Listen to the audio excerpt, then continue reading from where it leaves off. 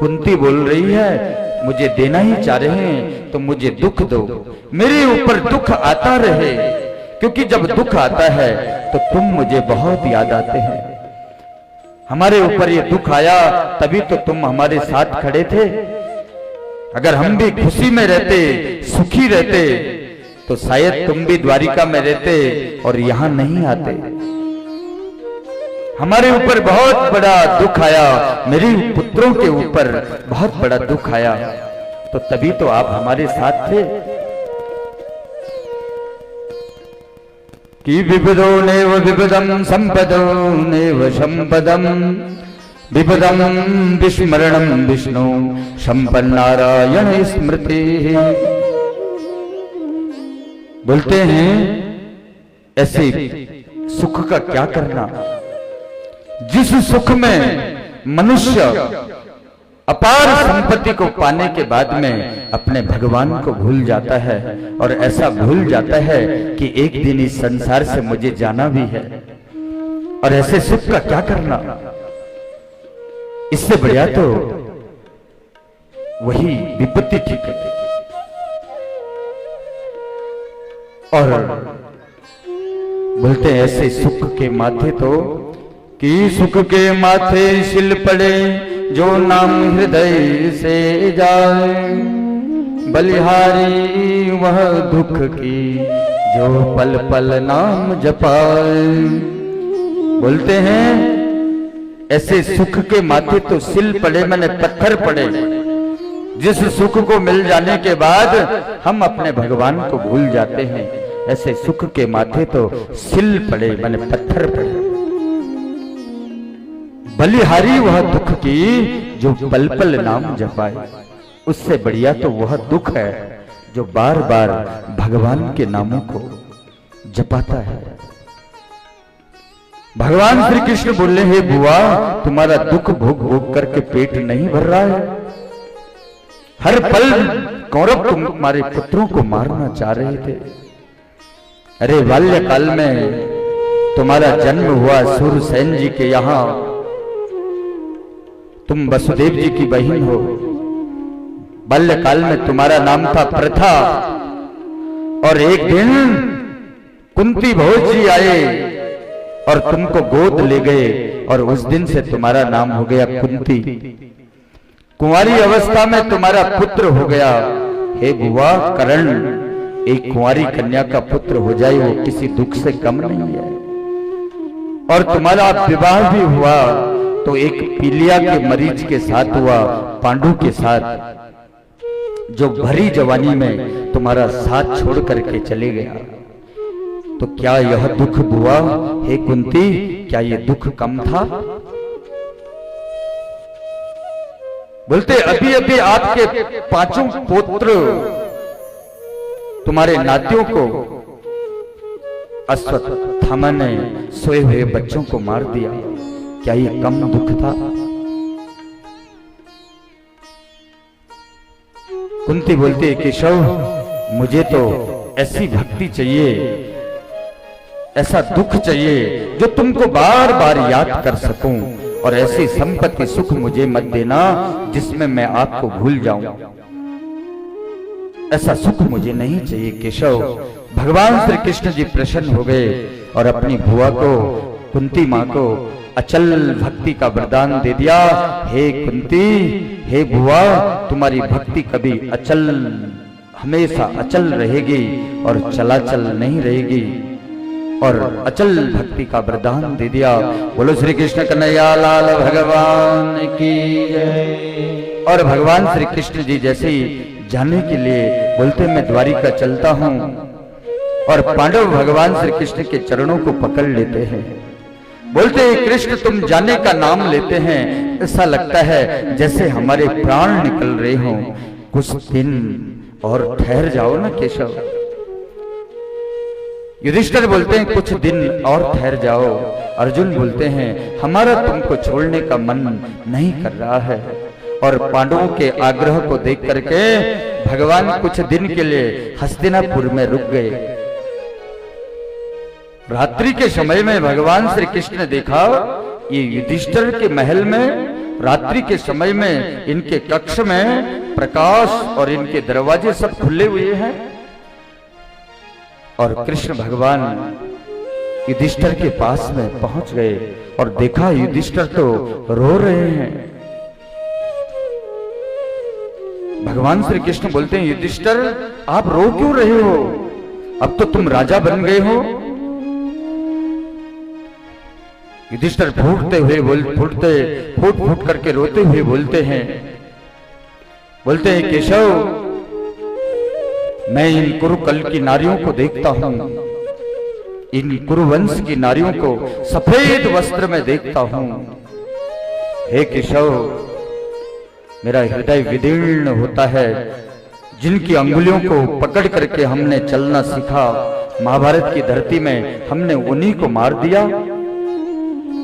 हे केशव, ऐसा राज्य का क्या करना है?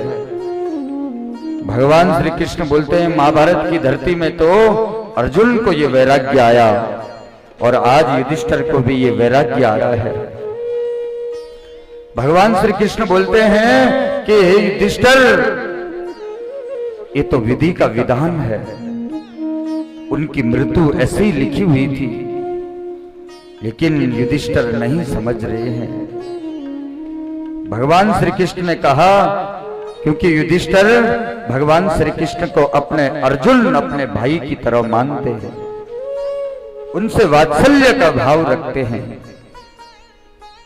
जब तक तुम वक्ता के प्रति श्रद्धा नहीं रखोगे, तब तक आपके मन में कोई भी बात नहीं बैठ सकती, क्योंकि सुनने के लिए पहले श्रद्धा चाहिए। और यहां युधिष्ठिर के मन में यह है कि ये तो मेरे अर्जुन के जैसे मेरा भाई है। भगवान श्री कृष्ण समझ गए कि युधिष्ठिर को राजधर्म की शिक्षा देनी थी, दान धर्म की शिक्षा देनी थी, अनेकों शिक्षाएं देनी थी, लेकिन ये तो मेरे से वात्सल्य का भाव रखते हैं, भाई की तरह मानते हैं। क्यों ना यही उपदेश जो मैं बोलना चाहता हूं, और यही उपदेश मैं पितामह भीष्म के मुखार बिंद से बुलवाऊंगा, भीष्म पितामह के मुखार बिंद से युधिष्ठिर के लिए। भगवान श्री कृष्ण बोलते, युधिष्ठिर अभी ये रोने का समय नहीं है। 52 दिनों से महाभारत की धरती में भीष्म पितामह बाणों की सैया में लेटे हुए हैं और मृत्यु की प्रतीक्षा कर रहे हैं। चलो महाभारत की धरती में चलते हैं और महाभारत की धरती में जाकर के और वहां पर भीष्म पितामह के समक्ष चलते हैं और यहां पर भगवान श्री कृष्ण युधिष्ठिर को, कुंती को, द्रौपदी को, 5 पांडवों को लेकर के ठीक महाभारत की धरती में पहुंच गए। भीष्म पितामह 52 दिनों से बाणों की सैया में लेटे हुए थे और भगवान भीष्म पितामह ने जैसे ही भगवान को देखा, श्री कृष्ण को देखा, बोलते ही, केशव आ गए आप मेरी मृत्यु को मंगलमय बनाने के लिए, पर क्या करूं केशव, आज ये हाथ आपके लिए प्रणाम करने के लिए नहीं उठ सकते। युधिष्ठिर 5 पांडवों ने भीष्म पितामह को प्रणाम किया। पितामह ने भगवान श्री कृष्ण की तरफ देखा, बोलते केशव बस अपने इस रूप को अंत समय जब तक मेरे प्राण नहीं निकले तब तक आप यहां से कहीं जाना मत। हे केशव, तुम मेरी मृत्यु को मंगलमय बनाने के लिए आ गए हैं। भीष्म पितामह पांडवों की तरफ देख करके बोले, पांडवों तुम जिनको अपनी बुआ का लड़का, अपने मामा का लड़का समझ रहे हो, ये कृष्ण ये तो साक्षात नारायण है और तुम्हारे साथ में ये श्री कृष्ण साक्षात नारायण चल रहे हैं। भगवान श्री कृष्ण बोलते, पितामह अब तो धर्मराज युधिष्ठिर राजा बन गए हैं, इनको दान धर्म की शिक्षा दो, राज धर्म की शिक्षा दो।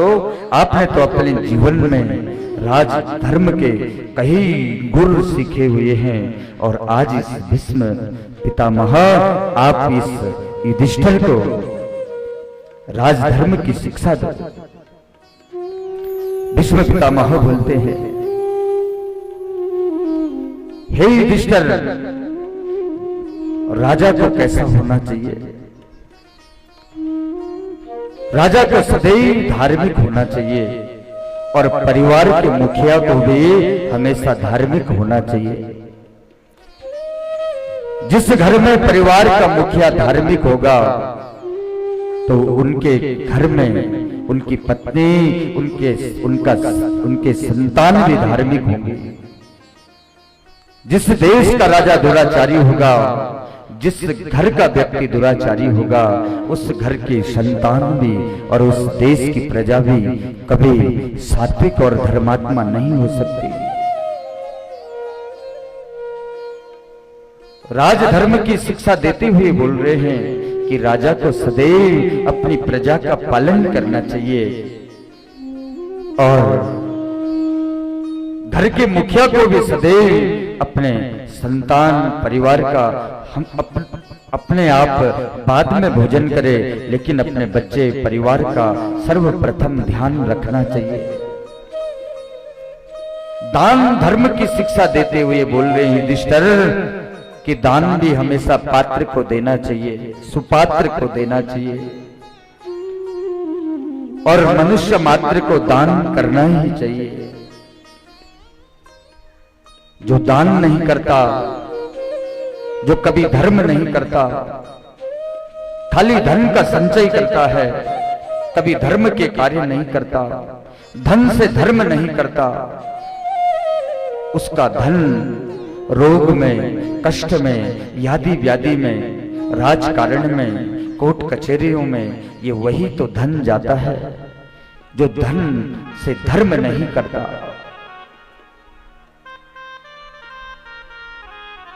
दान धर्म की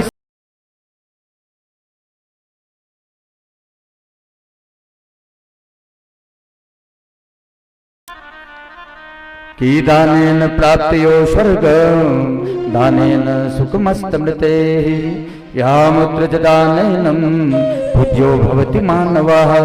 दान देने से ही तो इन हाथों की पवित्रता मानी जाती है और दान देने से ही तो स्वर्ग की प्राप्ति होती है और दान देने से ही तो मनुष्य की कीर्ति बढ़ती है और दान देने से ही तो उसके जन्म जन्मांतर स्वर्ग की प्राप्ति उसको होती है। बोलते मनुष्य मात्र को जो धन कमाता है उस धन से दशांश दान करना चाहिए। चाहे कमाई 100 रुपए की हो, चाहे कमाई 10,000 की हो, उसका 10% भगवान के सत कार्यों में खर्च कर देना चाहिए। मनुष्य मात्र जैसे अन्न को छान करके खाता है, फल सब्जियों को देख करके छान करके खाता है, लेकिन धन को कभी छान करके नहीं खाता है। इसीलिए धन को छाना कैसे जाएगा? जो कमाई होती है उसमें से चाहे कमाई 100 रुपए की क्यों ना हो और उससे दशांश धर्म करना चाहिए, तभी तब उसका धन स्वच्छ और पवित्र होता है। भीष्म पितामह पांडवों की तरफ देख करके बोल रहे हैं, हे पांडवों, स्त्रियों के लिए स्त्री धर्म की शिक्षा देते हुए बता रहे हैं स्त्रियों के लिए कि दूषिलो दुर्भगो दुर्वृद्धो जड़ो रोग्य धनो अपीवा। बोलते हैं स्त्रियों का पति चाहे जड़ हो, मूर्ख हो, चाहे रोगी हो, चाहे उसके पास धन ना हो, निर्धनी हो, लेकिन कभी अपने पति का परित्याग नहीं करना चाहिए, क्योंकि ये विवाह तो पुनर्जन्म के कारण, पुनर्जन्म से ही जिसका संजोग जिसके साथ बना रहता है, जिसके विधाता ने जिसके लिए जैसा लिखा रहता है, इसलिए उसके भाग्य में वो प्राप्त हो जाता है। जब उसके भाग्य में वही लिखा है तो उसको विचार नहीं करना चाहिए और कभी अपने पति का परित्याग नहीं करना चाहिए और उसके सुख दुख में उसका साथ देना चाहिए। भीष्म पितामह बोले, पांडवों, जितना पाप करना होता है, जितना पाप करना होता है और इतना देखना भी होता है। जैसे तुम पाप देख रहे हो तो उस पाप के भोगी तुम भी परस्पर बन रहे हो। इतने में द्रौपदी हंसने लग गई। भीष्म पितामह बोलते हैं, देवी बेटी द्रौपदी, तुम हंस क्यों रही हो? एक कुलीन घर की स्त्री होकर के जिस समय ज्ञान की बातें चल रही हो और तुम बीच में हंस रही हो। बेटी, तुम्हारा हंसने का कारण क्या है? क्यों हंस रही हो द्रौपदी? द्रौपदी कुछ देर तक बोली नहीं। भीष्म पितामह बोलते हैं, बेटी द्रौपदी, मैं इस भीष्म पितामह यह कुंठा को लेकर के नहीं मरना चाहता है कि अंत समय में द्रौपदी क्यों हंसी, इसके हंसने का कारण क्या हुआ। जब मैं पूरे राजधर्म, दान धर्म और स्त्री धर्म इनकी शिक्षा दे रहा था। बोलते हैं, पितामह, अगर आप पूछना ही चाह रहे हैं, आपने कहा कि जितना पाप देखना होता है इतना पाप करना भी होता है और जितना पाप करना होता है इतना देखना भी होता है। तो पितामह, ये पाप आपने क्यों देखा? जिस दिन दुष्ट दुशासन भरी सभा में मुझे खींच करके लाया और मेरी साड़ी को खींच रहा था, मैं बार बार आपकी तरफ देख रही थी। हे पितामह, हे पांडवों, मेरी रक्षा करो। लेकिन आप अपनी दृष्टि को मेरी तरफ नहीं देख रहे थे। तो हे पितामह, अगर देखना भी पाप होता है तो ये पाप आपने क्यों किया? आपने ये पाप क्यों देखा? भीष्म पितामह बोलते, द्रौपदी, तुमने बिल्कुल सच बोला। बेटी, उस समय में उस दुष्ट दुर्योधन के महल का अन्न खाता था, उसके घर का अन्न खाता था, इसलिए मेरी बुद्धि भी वैसी हो गई थी। जैसा खाओ अन्न वैसा होगा मन, और जैसे पियो पानी और वैसे होगी वाणी। इसलिए बेटी, आज ये 52 दिनों से ये भीष्म पितामह इन बाणों की सैया में लेटा हुआ है और मेरे शरीर से खून की एक एक बूंदें जमीन में गिर चुकी है। द्रौपदी, ऐसा लगता है एक बाण से 1000 बिच्छू एक साथ मेरे पर डंक मार रहे हों। इसीलिए बेटी, आज मैं इसी सजा को तो भोग रहा हूं। पांडवों को राजधर्म की शिक्षा देने के बाद, दान धर्म की शिक्षा देने के बाद भीष्म पितामह भगवान श्री कृष्ण की तरफ देखते हैं। बोलते हैं, केशव, उत्तरायण का महापर्व नजदीक आ रहा है, मेरी मृत्यु नजदीक आ रही है और आप मेरे समक्ष आ जाओ। और भगवान श्री कृष्ण भीष्म पितामह के समक्ष में आए। बोलते, आप मेरी मृत्यु को मंगलमय बनाने के लिए आगे केशव, और मेरी एक इच्छा है, मेरी इस अंतिम इच्छा को हे केशव पूरी कर दो। और मेरी अंतिम इच्छा है कि इतिमतिरुकल्पिता वितृष्णा, हे केशव, जो मेरी ये मति है, ये वितृष्णा है, मैं इस मति का, इस वितृष्णा का, ये वितृष्णा, ये मति मेरी जो है, इस संसार सागर में उलझी हुई है। बोलते हैं भीष्म पितामह, बोलते हैं, केशव, आप मेरी पुत्री से विवाह कर लो। 5 पांडव भगवान श्री कृष्ण बोलने लगे, हे पितामह, आपकी पुत्री, आप तो नैष्ठिक ब्रह्मचारी हैं, आपकी कौन पुत्री है? पांडव एक दूसरे के मुंह में देखने लग गए। भगवान श्री कृष्ण बोलते हैं, हे पितामह, आप तो नैष्ठिक ब्रह्मचारी हैं, आपकी कौन सी पुत्री है? बोलते, केशव, ये जो मति है, जो ये बुद्धि है, यही मेरी पुत्री है, और इस पुत्री का विवाह मैं आपसे करा देता हूं। जिस मति का, जिस बुद्धि के मालिक, जिसके पति आप रहेंगे, वो फिर गलत जगह नहीं जा सकती। इसलिए इस मति का विवाह, इस बुद्धि का, इस वितृष्णा, जो ये तृष्णा है, जो ये माया है, जो ये मोह है, इसका विवाह मैं आपसे करा देना चाहता हूं। क्योंकि संसार में जिस मति के मालिक आप रहेंगे, जिस मति के पति आप रहेंगे, वो कभी अधर्म में नहीं जा सकता, वो कभी नरक में नहीं जा सकता। भीष्म पितामह बोलते हैं, केशव, मेरे को आपकी वो महाभारत की धरती में जिस दिन आपने मेरी प्रतिज्ञा भंग कर दी और मैंने आपकी प्रतिज्ञा भंग कर दी, वो दिन मुझे बहुत याद आ रहे हैं।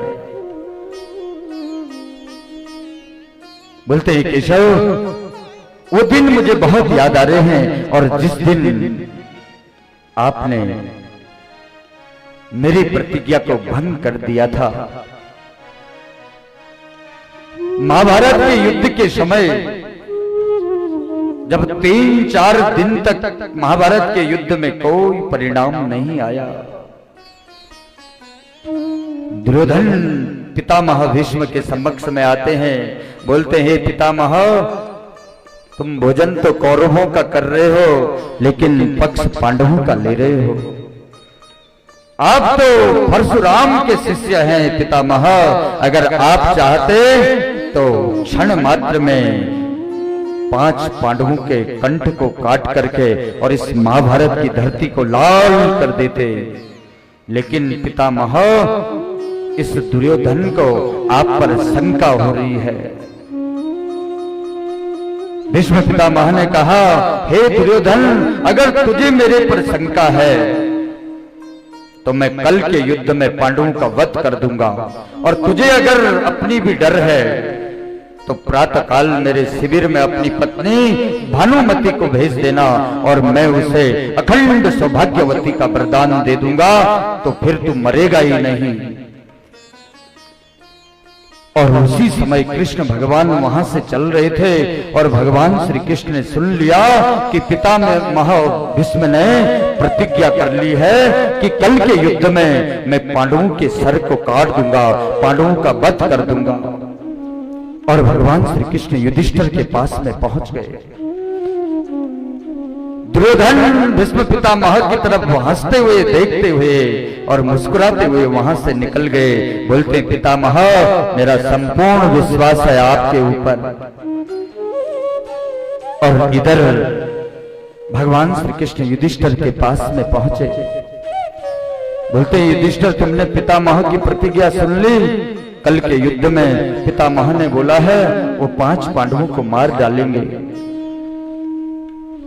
युधिष्ठिर बोलते हैं, प्रभु, जिनके साथ में आप जैसे भगवान श्री कृष्ण विराजमान हैं, उनकी मृत्यु नहीं हो सकती, उनको कोई मार नहीं सकता।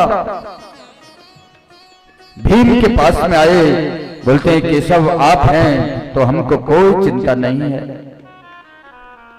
अर्जुन, सहदेव, नकुल सबने भगवान श्री कृष्ण को बोला कि जिसके साथ में भगवान श्री कृष्ण हैं, उनको भला कौन मार सकता है। अब भगवान श्री कृष्ण ने कहा, इन पांडवों ने तो सारी बात मेरे सर के ऊपर डाल दी है, अब तो मुझे ही कुछ करना पड़ेगा। भगवान श्री कृष्ण विचार में पड़ गए, और प्रातः काल भगवान श्री कृष्ण द्रौपदी के कक्ष में पहुंच गए। बोलते हैं, द्रौपदी, उठो और चलो, और जैसे मैं बोल रहा हूं ऐसे करो। द्रौपदी उठी, और भगवान श्री कृष्ण बोलते हैं, द्रौपदी, मैं तुमको बोलूं तुमको वैसा ही करना है। तुमको पितामह के कक्ष में जाना है। पितामह ध्यान अवस्था में संध्या कर रहे होंगे, अभी प्रातः काल की वेला है, वो ध्यान में रहेंगे और तुमने उनके चरणों में प्रणाम करना है। और जब तक पितामह ने तुम्हारे सर के ऊपर हाथ रख करके अखंड सौभाग्यवती का वरदान नहीं दिया, तब तक तुम अपने साड़ी के पल्लू को ऊपर मत करना, तब तक अपने सर को झुकाए रखना। और आज भगवान श्री कृष्ण प्रातःकाल द्रौपदी को लेकर के पितामह के शिविर में पहुंच गए। प्रातःकाल भगवान सोचने लगे कि किसी स्त्री के साथ में कोई द्रौपदी को कुछ न बोले, तो भगवान भी साड़ी पहन करके स्त्री का रूप धारण करके द्रौपदी के साथ में और पहुंच गए पितामह के शिविर में। और जैसे ही पितामह के शिविर में भगवान तो बाहर साड़ी को घूंघट डाल के खड़े हैं और अंदर द्रौपदी गई और पितामह को प्रणाम किया। भीष्म पितामह विचार करने लगे, ध्यान में आधे ध्यान में रहे तपस्या में, कि कल मैंने दुर्योधन को बोला था अगर तुझे शंका है मरने की तो अपनी पत्नी भानुमति को भेजना, मैं उसे अखंड सौभाग्यवती का वरदान दे दूंगा। और आज विचार करने लगे कहीं दुर्योधन की पत्नी भानुमति तो नहीं आई है, और एक हाथ में माला है और इधर सोचा कि ये दुर्योधन की पत्नी है और माथे पे हाथ रख करके बोल दिया अखंड सौभाग्यवती भव, अखंड सौभाग्यवती भव, अखंड सौभाग्यवती भव। और जैसे ही आशीर्वाद दिया और द्रौपदी ने अपने साड़ी के पल्लू को ऊपर करके पूछा, हे पितामह आपको ये द्रौपदी प्रणाम करती है, अब बताओ पितामह आपकी कल की प्रतिज्ञा सत्य होगी कि या आज का वरदान सत्य होगा? बोलते हैं बेटी आज का वरदान सत्य होना, वैसे तो आज का वरदान सत्य होना चाहिए, क्योंकि मैंने जो प्रतिज्ञा ली थी उसके बाद मैंने आपको अखंड सौभाग्यवती का वरदान दे दिया, इसलिए अब मैं आपके पतियों को नहीं मार सकता, क्योंकि द्रौपदी तो पांचों भाइयों की पत्नी है, इसलिए अखंड सौभाग्यवती बोला तो पांचों पांडवों के लिए अखंड सौभाग्य का वर मिल गया। भीष्म पितामह बोलते हैं पर तुम आए किसके साथ में? मैंने तो दुर्योधन की पत्नी को बोला था और यहाँ तुमको कौन लाया? बोलते मैं अपनी सखी के साथ में आई हूं। बोलते कहाँ है आपकी वो सखी? और बाहर आए तो देखा भगवान श्री कृष्ण तो साड़ी पहने हुए हैं और हंसने लग गए। पितामह भीष्म बोलते हैं हे केशव आपने मेरी प्रतिज्ञा भंग कर दी है ना, तो मुझे भी गंगा का सुत मत बोलना, शांतनु नंदन मत बोलना। अगर मैंने भी आपकी प्रतिज्ञा भंग न कर दी। और भगवान श्री कृष्ण मुस्कुराते हुए वहां से चले गए। बोलो श्री कृष्ण कन्हैया लाल भगवान की जय।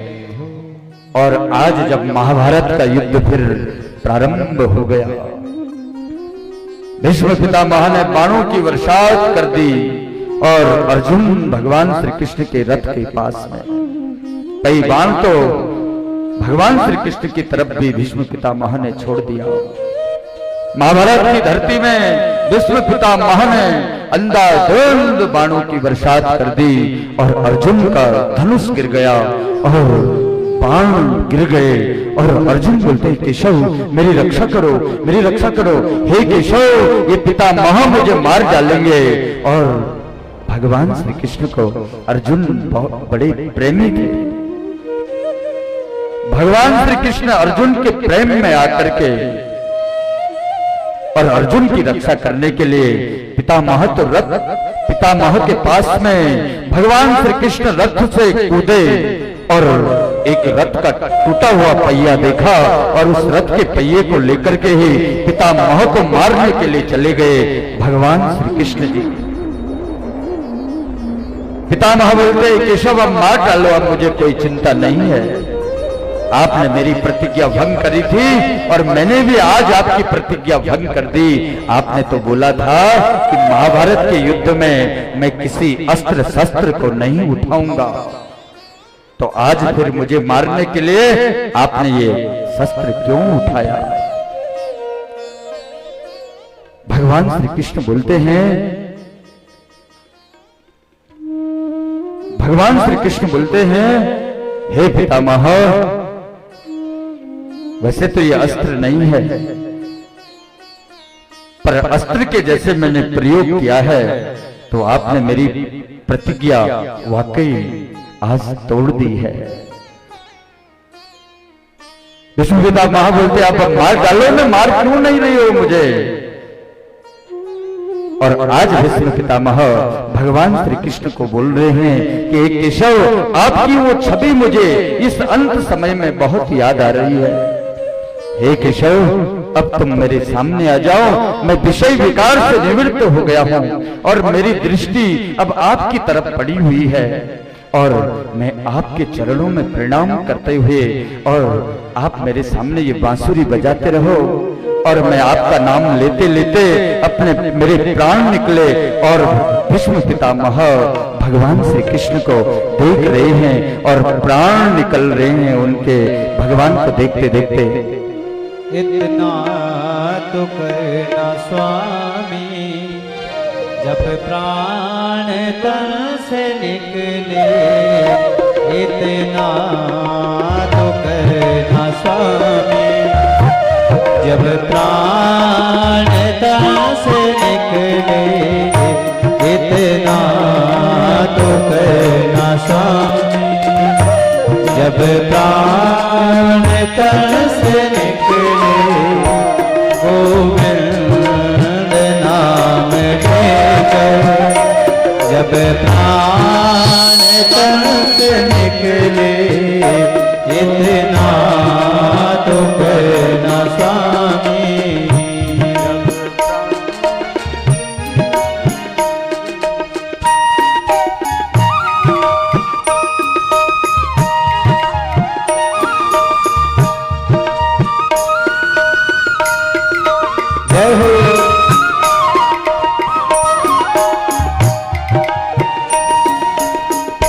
श्री गंगा जी का तट हो, यमुना का सेवट हो, श्री गंगा जी का तट हो, यमुना का सेवट हो, मेरा सांवरा नकट हो, मेरा सांवरा निकट हो, जब प्राण तन से निकले, इतना तो करना स्वामी, जब प्राण तन से निकले, गोविंद नाम लेकर, जब प्राण तन से निकले, उस वक्त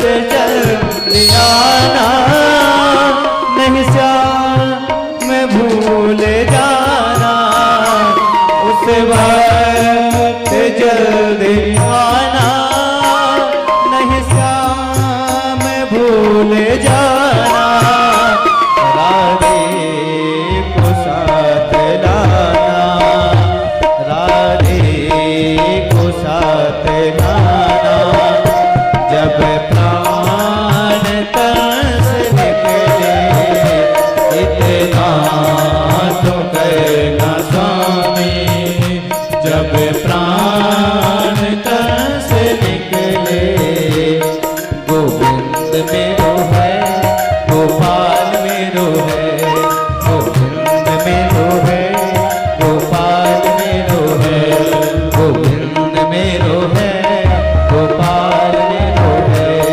गोविंद मेरो है, गोपाल मेरो है। और उत्तरायण का पावन पर्व था। आज कुरुकुल का सूर्य अस्त हो गया और भीष्म पितामह पंचभौतिक शरीर भीष्म पितामह ने छोड़ दिया और आत्मा परमात्मा में विलीन हो गई, भगवान श्री कृष्ण में विलीन हो गई। और उत्तरायण के दिन 5 पांडवों ने भीष्म पितामह का अंतिम संस्कार कराया और उनको उसके बाद पुनः 5 पांडव अपने स्थान पर लौटे और भगवान श्री कृष्ण जी अपनी द्वारिका के लिए चले गए। बोलो श्री कृष्ण भगवान की जय, बोलो लक्ष्मी नारायण भगवान की जय।